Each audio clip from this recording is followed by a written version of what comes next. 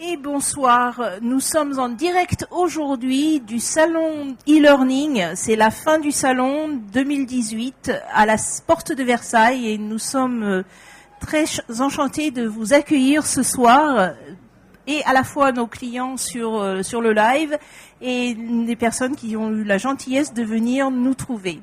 Alors je suis Liane Montagne, je suis responsable de la société Abacus Consulting.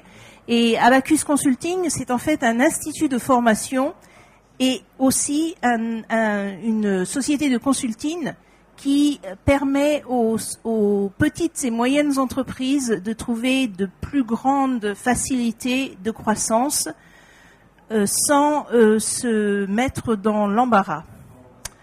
Aujourd'hui, je vous ai préparé une présentation qui répond à la fois à nos problèmes constants de croissance et les problèmes particuliers du RGPD, c'est-à-dire la protection des données personnelles qui va, comme vous le savez, être mise en place à partir du 25 mai et pour laquelle, malheureusement, je pense qu'il y a à peu près 98, si ce n'est pas 99% des entreprises qui ne sont pas préparées.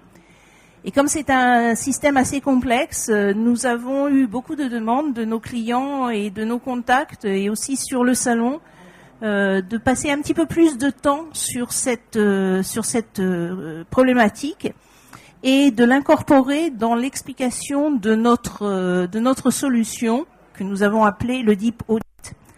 Alors pour désamorcer ces blocages que nous avons et ces dysfonctionnements de l'entreprise, et pour impulser une dynamique de croissance, eh bien, il faut vraiment connaître ce qui se passe dans l'entreprise. Et il faut bien connaître tous les process de l'entreprise. Et c'est ce qui se passe lorsque nous faisons ces scans. Ça permet de traiter, par exemple, donc, les plans de formation. Une fois que l'on sait quels sont les problèmes que vous avez, ça permet de créer des formations qui soient particulièrement précises et concrètes pour votre entreprise et ne soient pas simplement des choses que vous achetez sur l'étagère et qui sont prêtes d'une façon générique. Et ça permet également de régler les problèmes qui arrivent de temps à autre, comme par exemple cette protection des données pour laquelle nous devons nous mettre en conformité. Donc, si vous pensez à un scan de la société, vous pensez comme un scan médical, vous allez chez le docteur et il vous montre les choses qui sont à l'intérieur de vous. Nous rentrons dans les sociétés et nous regardons comment la société fonctionne. C'est-à-dire que nous faisons un audit non pas seulement financier, comptable, RH, mais nous faisons aussi la communication, le marketing, le IT et les soft skills qui lient les personnes dans l'entreprise. Et la raison pour laquelle nous faisons ça, c'est parce que très souvent, quand les personnes ont été dans une entreprise pendant un certain temps et qu'il y a d'autres collaborateurs qui arrivent, eh bien, il peut ne pas y avoir une fusion dans la culture de l'entreprise. Il peut y avoir des idées différentes parce qu'elles n'ont pas été proposées, elles n'ont pas été comprises par les personnes qui rentrent dans l'entreprise. Donc, il est très important de savoir vraiment ce qui s'y passe.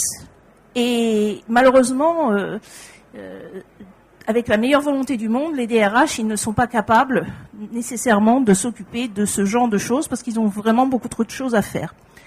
Alors, c'est profond aussi parce que, au-delà de ces scans, de cet audit conventionnel, eh bien, on s'adresse à l'humain, c'est-à-dire qu'on s'adresse aux relations, comme je viens de l'évoquer, entre les personnes.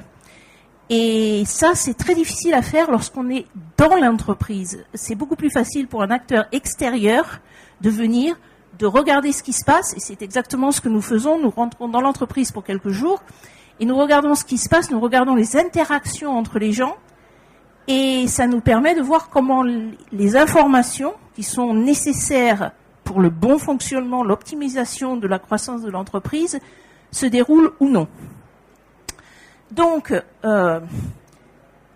lorsque vous avez une entreprise qui a déjà 2 ou 3 ans, est-ce que l'on retrouve, par exemple, les valeurs fondatrices qui sont dans la culture?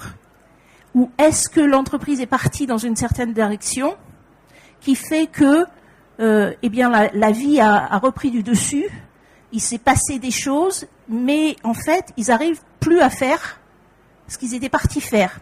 On pense à des startups, par exemple. Ils sont partis avec une idée, tout se passe bien, c'est très bien, puis après, ils pensent à un autre produit, une autre prestation, d'autres personnes arrivent, et finalement, à un certain moment, la culture, l'ADN de l'entreprise n'est plus clair. Donc, personne ne travaille au même niveau. Et là, vous avez des blocages qui se déroulent et qui ne sont plus seulement administratifs, mais ils sont vraiment en profondeur. Donc, nous verrons que c'est vraiment à partir de ce qui apparaît être insaisissable que des problèmes de transmission se produisent. Et là, on parlera par exemple du problème que nous avons tous avec le RGPD. Alors je sais que beaucoup d'entre vous auront entendu parler du RGPD jusqu'à par-dessus la tête, mais la façon dont nous l'abordons est tout à fait différente. Nous abordons ça non pas comme une contrainte, mais comme une possibilité de trouver les endroits où les informations passent, puisque c'est ce qu'on nous demande, puisqu'on nous demande de sécuriser ces informations, mais d'utiliser les passages, cette connaissance des passages d'informations pour littéralement optimiser les flots d'informations et ce que l'on peut en retenir, par exemple dans le data de l'entreprise, pour la faire grandir. Je m'explique, je vous donne un exemple concret. Par exemple, vous avez dans votre fichier client toutes les prestations ou les services ou les produits qui ont été vendus, et vous savez que vous avez vendu tant de produits à certaines personnes et tant d'autres à certaines personnes. Mais vous n'avez pas immédiatement, nécessairement, au bout des doigts, quel est le retour sur investissement de chacun des produits.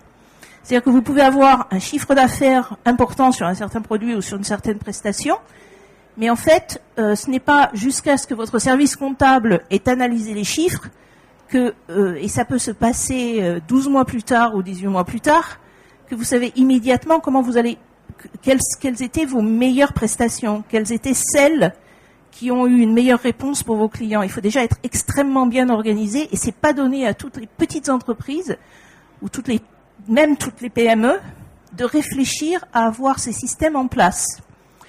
Alors, ce qui m'est venu lorsque j'ai commencé à travailler avec des PME en France, parce que d'habitude je travaille en fait de l'autre côté de l'Atlantique, et ce que j'ai remarqué en fait, c'est que on avait un petit peu la tête dans le guidon, donc on aimait bien savoir qu'on avait des résultats, mais on savait pas très bien quelles étaient la clientèle, ou quelles étaient les prestations, ou quels étaient les services qui nous donnaient les meilleurs résultats. C'est-à-dire pas le chiffre d'affaires, mais le résultat net d'exploitation.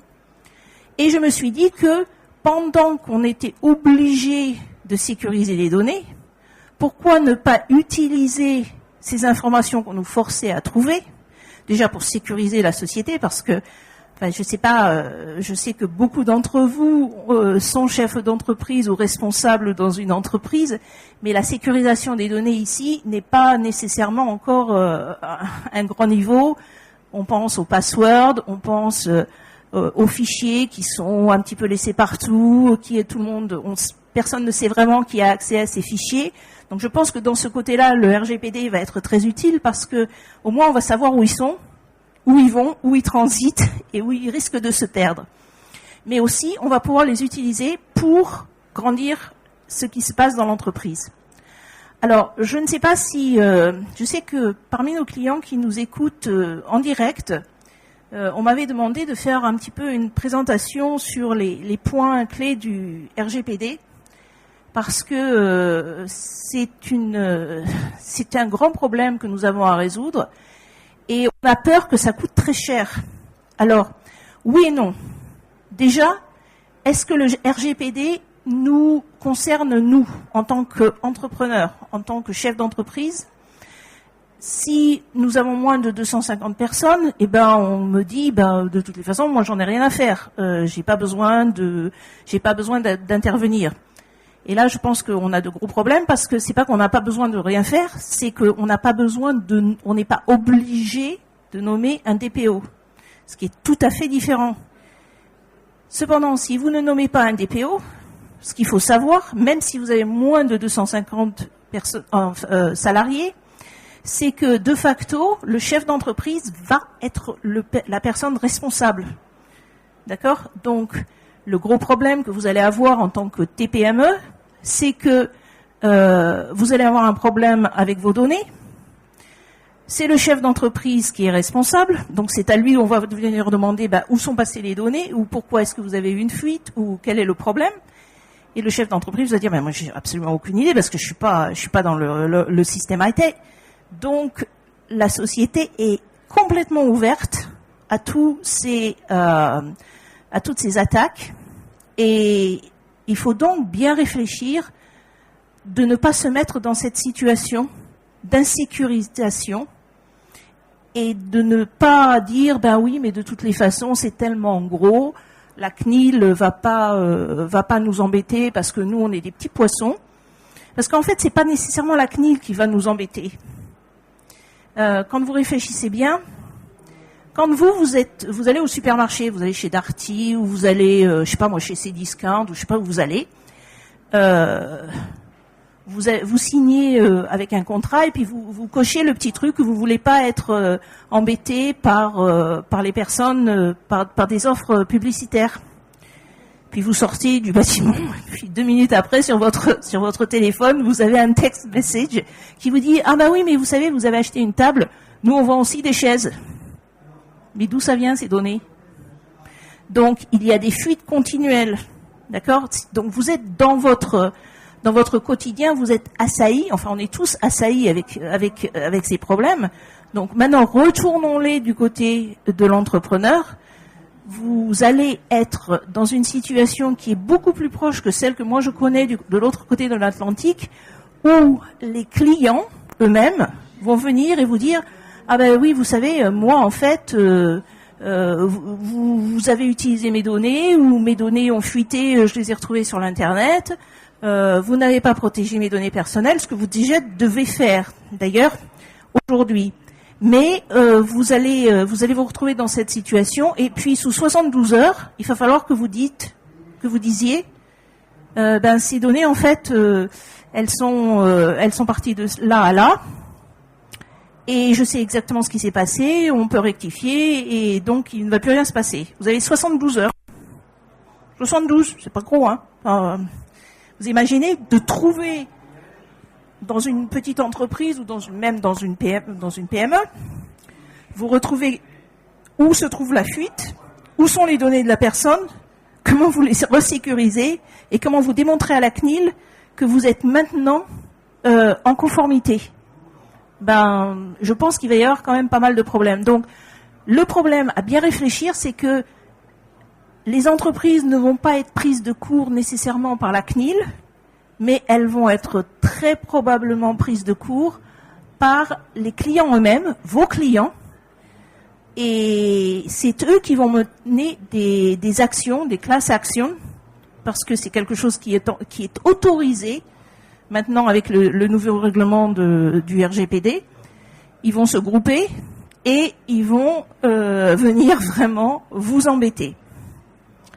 Donc, dans cette situation, eh bien, il faut être un petit peu proactif, parce que cette situation a complètement bouleversé la façon dont nous faisons du commerce. Je ne sais pas si vous y avez pensé. Enfin, moi personnellement, j'ai fait une petite formation de juriste, mais je ne peux pas dire que je sois juriste, mais cependant j'ai compris qu'il y avait un gros problème, parce que avant, nous étions dans une situation où nous devions démontrer avec la CNIL, la loi des libertés, vous savez, ça fait déjà un petit moment qu'on l'a, Je peux vous assurer qu'il y a au moins 95% des entreprises en France qui n'ont absolument aucune idée qu'elles doivent déjà être régulées par la CNIL. Mais nous étions dans une situation de a posteriori, c'est-à-dire que on pouvait remettre les choses en place après l'événement. On pouvait démontrer que on avait pris des mesures correctives et qu'on maintenant, il n'y aurait plus de problème avec les données personnelles. Mais plus je discute avec des gens bien plus intelligents que moi, plus je me rends compte que nous avons basculé dans une situation de a priori. Qu'est-ce que ça veut dire ? Ça veut dire qu'on n'attend plus de nous que nous soyons capables de rectifier les problèmes. On exige de nous que nous puissions les empêcher de se produire, ce qui est tout à fait différent. C'est pour ça que si vous n'avez pas un deep audit dans votre société pour commencer, quand vous ne mettez pas tous les systèmes, vous ne rescannez pas tous vos systèmes pour vous assurer que dans la mise en place, vous êtes en conformité, eh bien vous allez tomber dans les problèmes qui ne vont pas tarder à se présenter.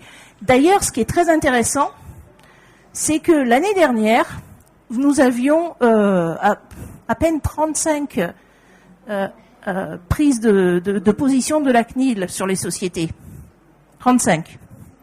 Depuis le début de cette année, on a déjà 5. Et le RGPD, il n'a même pas commencé. D'accord ? Donc, je pense que vous êtes... quand on dit qu'il ne va rien se passer, je ne sais pas, j'ai quand même un petit peu peur que ça ne soit pas le cas. Alors, est-ce que vous avez d'autres points sur le RGPD qu'il faudrait savoir ? Bien...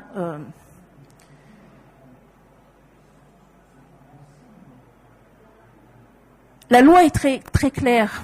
Nous devons, à chaque fois que nous traitons une donnée, nous devons savoir comment la sécuriser. Ça veut dire quoi traiter une donnée ? Par exemple, madame qui a travaillé dans les sondages, à partir du moment où vous récupérez une donnée personnelle, c'est-à-dire un nom, un prénom, une date de naissance, une ethnicité, une vue politique, enfin, il y a tellement de choses, et je ne parle même pas du domaine médical. Imaginez ce qui va se passer avec les indépendants pour les pharmaciens, par exemple. Eh bien, à partir du moment où vous récoltez une donnée, vous en êtes responsable. Vous imaginez ? Un exemple. Vous venez sur le stand, ok ? Et vous me posez une question, je vous dis, bon, je n'ai pas le temps de vous répondre maintenant, je vous donne ma carte, vous me donnez la vôtre. Théoriquement, je devrais vous faire signer un petit bout de papier qui me dit, je vous autorise à prendre ma carte. C'est dingue, hein, mais c'est comme ça. Parce que c'est une relation professionnelle, d'accord ? Donc, tous les détails qui se produisent dans l'entreprise, si on ne cartographie pas correctement à chaque fois qu'il y a un échange, à chaque fois qu'il y a une entrée de données, eh bien, on risque d'avoir un problème. Je parlerai aussi, par exemple, des données internes. Vous avez les personnes qui travaillent pour vous ou avec vous. Donc, toutes les données de personnel, toutes les données que vous devez envoyer maintenant avec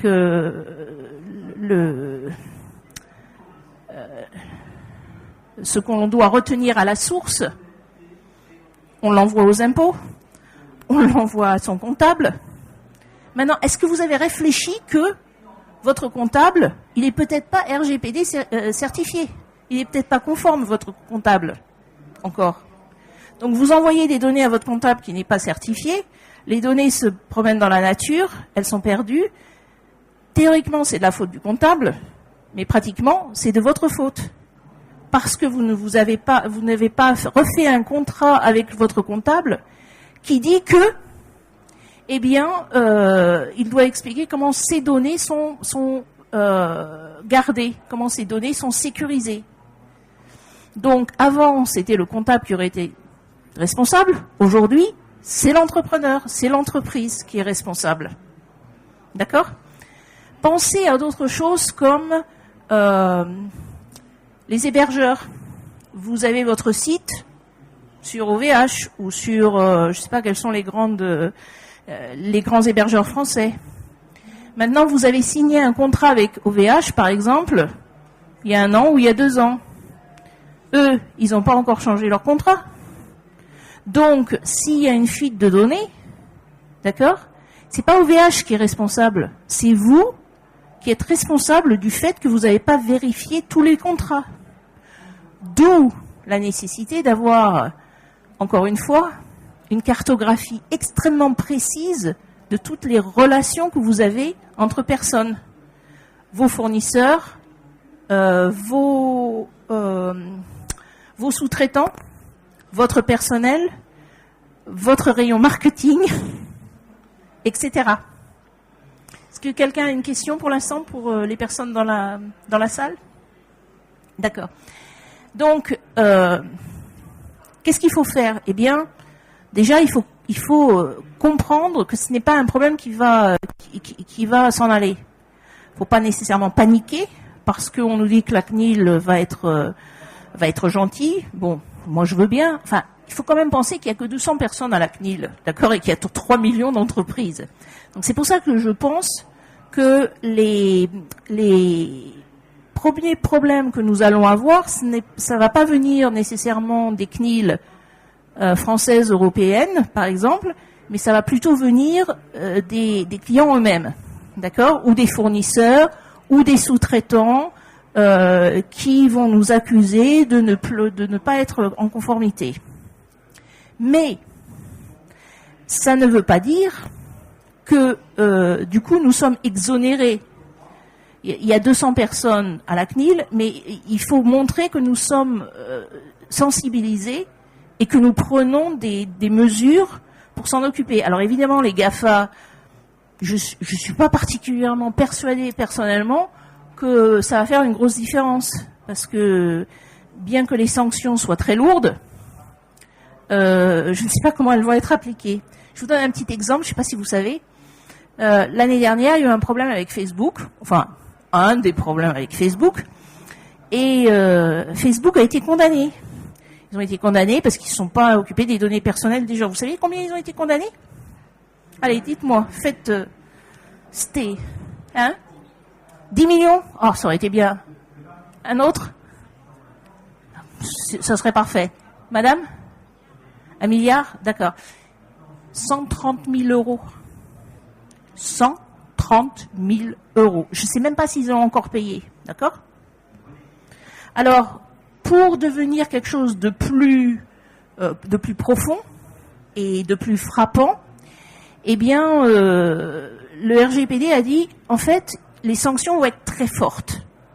Et les sanctions, j'espère que vous êtes tous assis, et que vous ne voulez pas pour l'instant avec une tasse de thé ou de café, les sanctions, c'est 20 millions d'euros ou 4% du chiffre d'affaires mondial. OK?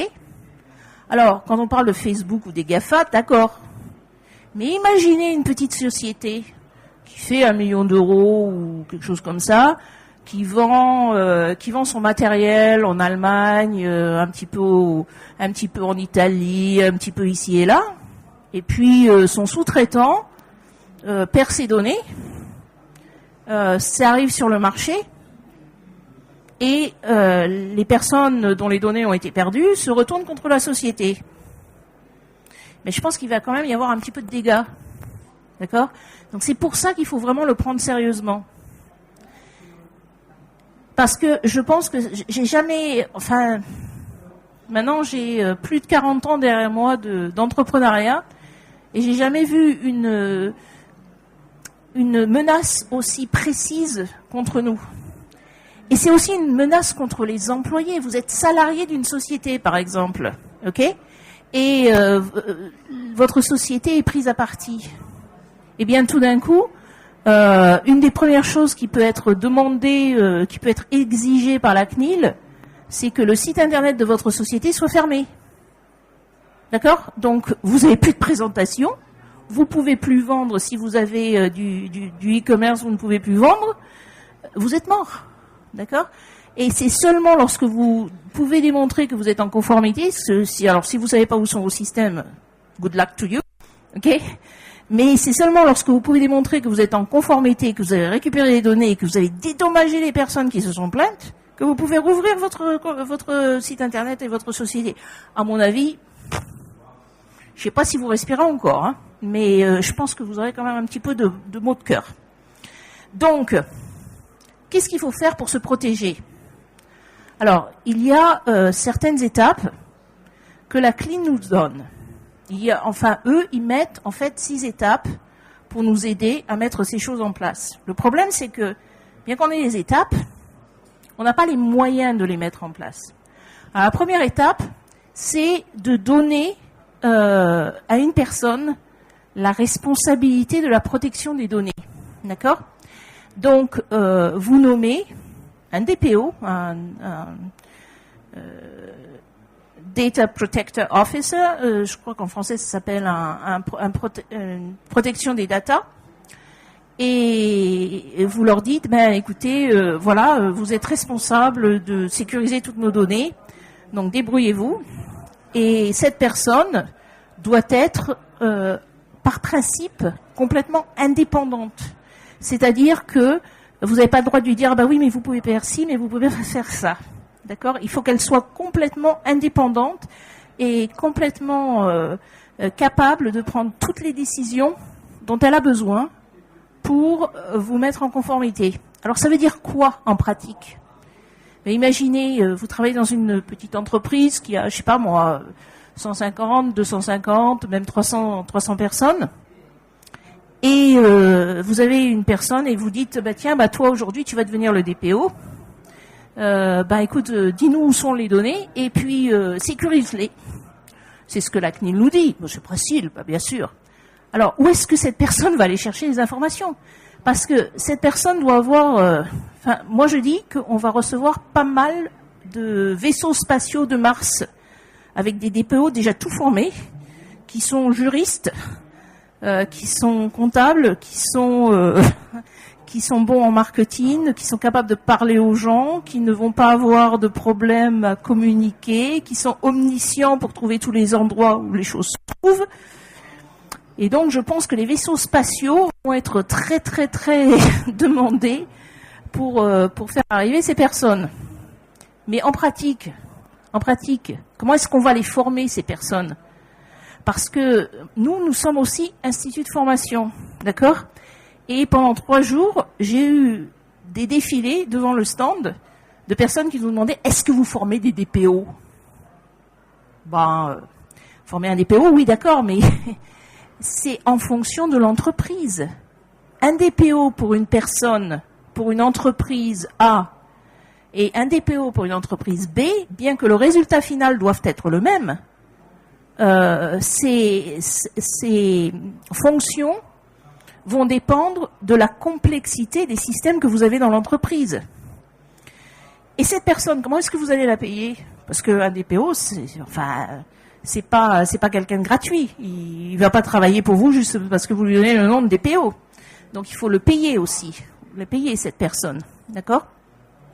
Et il faut qu'elle ait des compétences. Donc, la première chose à faire, c'est d'examiner les compétences des personnes que vous pensez pouvoir nommer en tant que DPO ou de traiteur de données et d'assurer une formation qui soit complémentaire. Alors, une chose, vous savez aussi, je pense que beaucoup de nos clients le savent également, nous avons tout ce tralala du changement de la formation professionnelle. Et une des choses dont j'ai retenu, à part qu'on est en train de la tuer, une des choses que j'ai retenues, c'est que il fallait pas enseigner aux gens ce qu'ils savaient déjà. C'est Madame Pénicou nous a expliqué qu'il fallait pas donner aux gens des formations sur les choses qu'ils connaissaient déjà. Alors ça, je suis tout à fait d'accord avec, parce que si quelqu'un a des compétences, c'est pas la peine de leur donner une formation qui soit complètement à côté de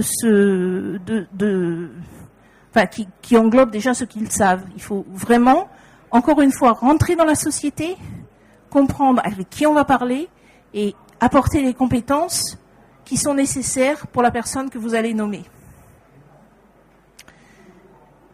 est-ce qu'il y en a parmi vous qui sont dans la situation d'avoir une société dont ils doivent être responsables pour le DPO? Non? Ok. Alors,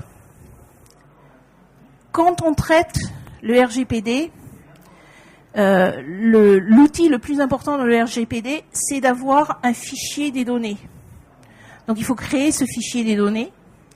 Et c'est le fichier des traitements des données, en fait. Donc ça dépend entièrement de votre société, de votre structure.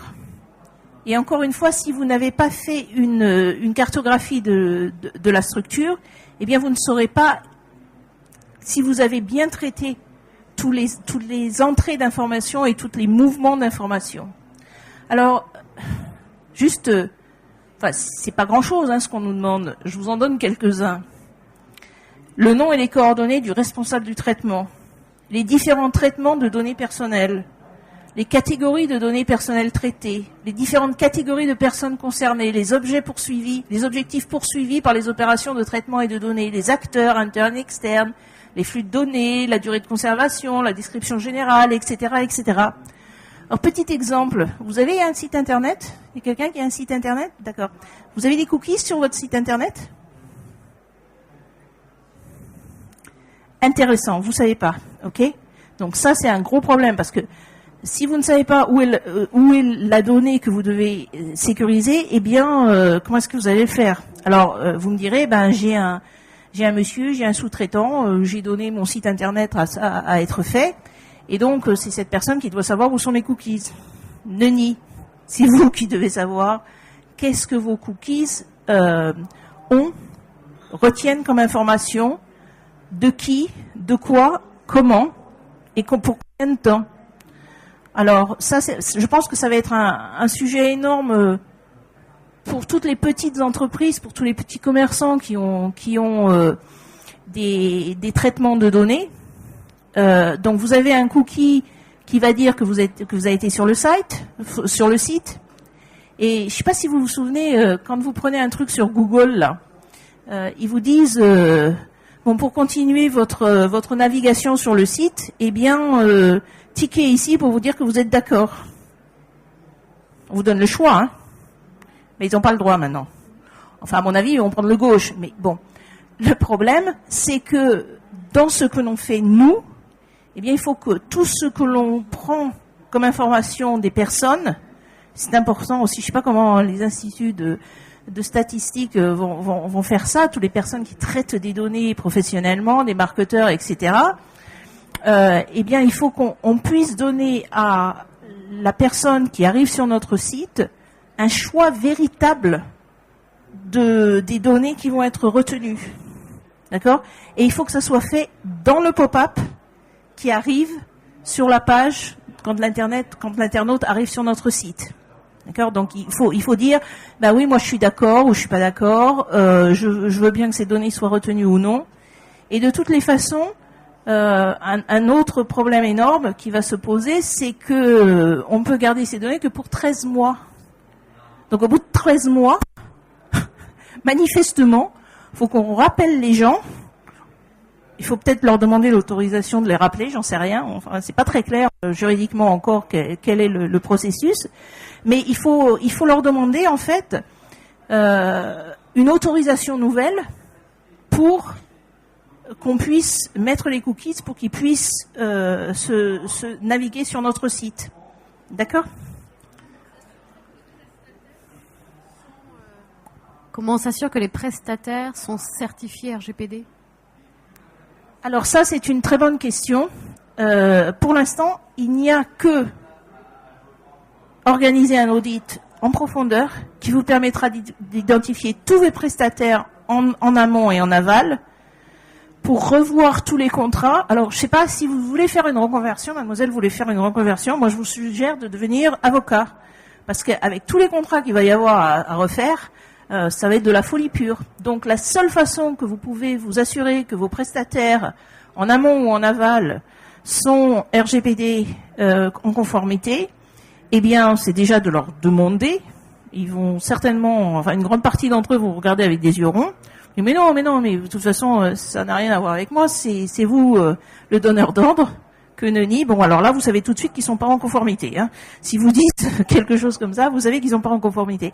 Mais sinon, c'est pas seulement de dire qu'ils sont en train de se mettre en conformité, c'est que vous devez réécrire les contrats qui vous lient avec eux, en vous assurant que vous exigiez de savoir les étapes de la sécurisation qu'ils ont mis en place.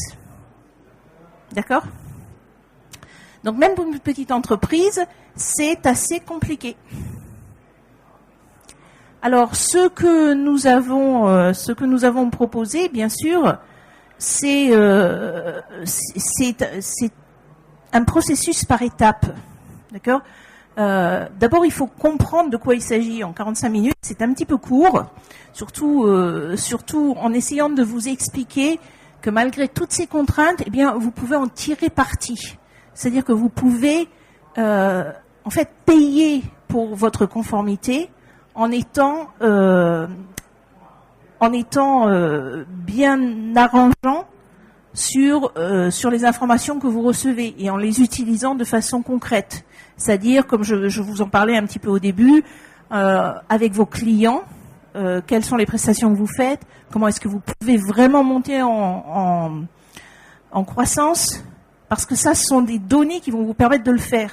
Elles vont pas seulement vous permettre de sécuriser les données, mais elles vont vous permettre de reconnaître quels sont vraiment vos clients qualifiés, vos prestations qualifiées, et comment vous allez pouvoir communiquer avec vos clients, mais de façon tout à fait authentique, pas une gimmick de marketing, pour comprendre comment créer des produits à plus grande valeur et vous concentrer sur cela. Parce que vraiment, les PME, les TPE, passent beaucoup de temps à faire des produits et des prestations qui ne leur apportent que très peu de choses. D'accord ? Alors, profitez de cette occasion de remettre en question ce que vous achetez, ce que vous vendez, avec qui vous faites affaire, et dans la croissance de votre chiffre d'affaires, eh bien, vous aurez déjà, vous paierez déjà les frais d'investissement dans le RGPD. D'accord ? Et puis, pour répondre encore à Madame, dans ces différents points que vous devez établir. Alors, j'en ai pas vraiment parlé parce qu'on n'a pas beaucoup de temps, mais nous avons préparé sur notre site une petite récapitulation de toutes les choses que vous pouvez faire, une prestation que nous offrons pour les TPME, pour justement vous aider à comprendre les bases que vous devez garantir, pour vous aider à créer des questionnaires pour comprendre ce que vous avez dans votre société, ce que nous avons fait pour nos clients aussi, pour aussi entrer dans le choix de la personne qui va être responsable vis-à-vis de la CNIL, pour former cette personne, parce que si on ne forme pas, même si c'est vous le chef d'entreprise, il faut absolument que vous sachiez comment répondre et que dire. Si vous êtes un employé et que vous avez vraiment envie de continuer à travailler dans votre société, eh bien vous assurez que les personnes suivent les bonnes pratiques, parce que sinon votre emploi pourrait être aussi mis en problématique, si vous voulez. Donc, pour résumer, nous avons ces étapes et nous avons des lives, c'est-à-dire que nous avons des réunions virtuelles où nous vous aidons à rentrer en contact et créer votre plan de RGPD également. Donc, ce que j'aimerais pour l'instant, c'est peut-être rouvrir une ou deux questions, si vous en avez.